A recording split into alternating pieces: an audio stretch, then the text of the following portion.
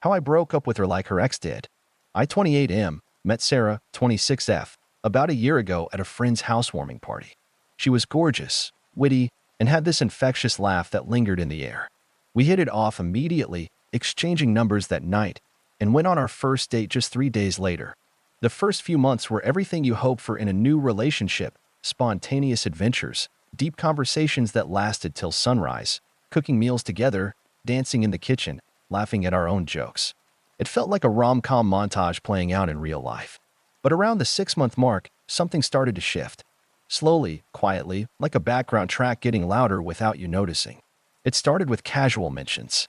Mark always knew how I liked my coffee. Or, Mark used to plan the best weekend getaways. I brushed it off at first. Everyone has a past, and I didn't want to be the insecure boyfriend. But over time, Mark, the ex she dated for 4 years, kept creeping into our present. And it wasn't just nostalgic stories anymore. It became comparisons. If I surprised her with concert tickets, she'd say, "Mark once got us front row seats and backstage passes." If I cooked dinner, it was, "You should ask Mark how he makes risotto. His was incredible." It wasn't malicious, I told myself. Maybe she didn't even realize she was doing it.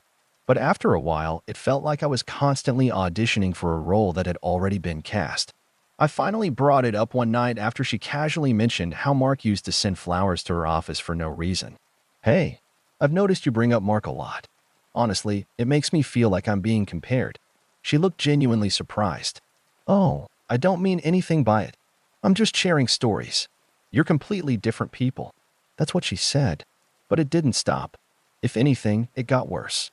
The comparisons became sharper, more direct. And always at the worst times, right after I'd done something thoughtful, or when I was feeling confident in our connection. The breaking point came on our 1-year anniversary. I'd gone all out. Booked a lakeside cabin, hired a private chef, even found hiking trails she'd once said she loved. I was proud of what I'd planned.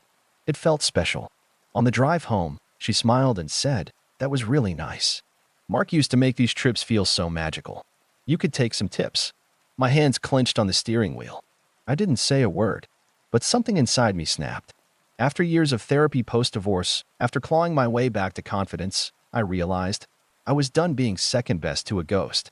That's when the idea hit me. If Mark was so perfect, maybe I'd take one more page out of his book. Even the last one. I didn't act immediately.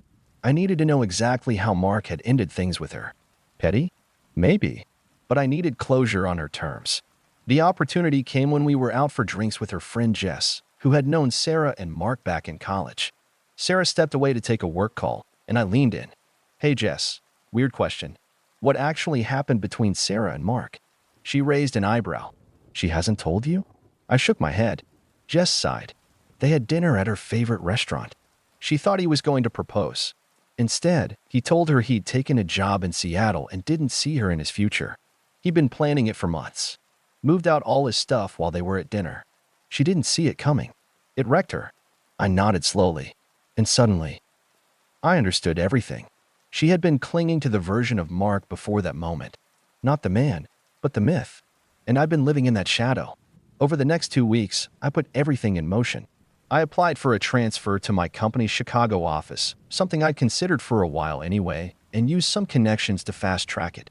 Found an apartment, scheduled movers, updated my address, all while being the most attentive boyfriend possible. I listened to her stories about Mark without reacting, took notes on the restaurants she loved, planned one final perfect night. I made a reservation at her favorite upscale Italian place, the same one Mark had taken her to on special occasions. I wore the blue shirt she always complimented. I ordered her favorite dessert, tiramisu. She was glowing, laughing, sipping wine, talking about our future.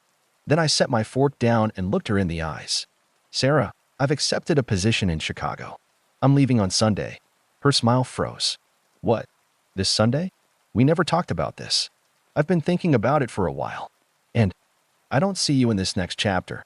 She stared at me, her voice shaking. "Is this some kind of joke?" "No. I've already signed the lease. Movers are coming tomorrow, while we're at brunch with your parents." Her eyes widened, then narrowed. Realization hit. "You're doing what Mark did. The restaurant. The move. Even the timing." I didn't deny it. "Interesting how you recognized it so quickly." She whispered, "That's cruel. You're trying to hurt me." Was it cruel when you compared me to him? Made me feel like I'd never be enough? I've spent a year chasing someone who wasn't in the room, competing with a ghost. Tears welled in her eyes. I never meant to it. But you did. Repeatedly. And when I brought it up, you brushed it off. The waiter hovered nearby but wisely stayed away. Why didn't you just break up with me normally? She asked. Why go to all this effort? Because I wanted you to feel it. To understand what it's like to be constantly measured and never measure up. To be left behind, confused, and not even given a proper goodbye. She stood up, mascara smudged. You never loved me. I didn't answer. She left. I moved to Chicago the next day. The job was real. The new life, too. But in the quiet moments, I questioned everything. Had I proven a point, or just sunk to her level? 3 months later, I got an email. I've been in therapy. I finally understand what I did to you. I never processed what happened with Mark, and I punished you for not being him. I'm sorry. I hope you find happiness. I'm learning to find it on my own. I didn't reply, but I did start therapy myself. Because the truth is, I'd let someone else's ghost turn me into one, too. And I'm done haunting anyone, including myself.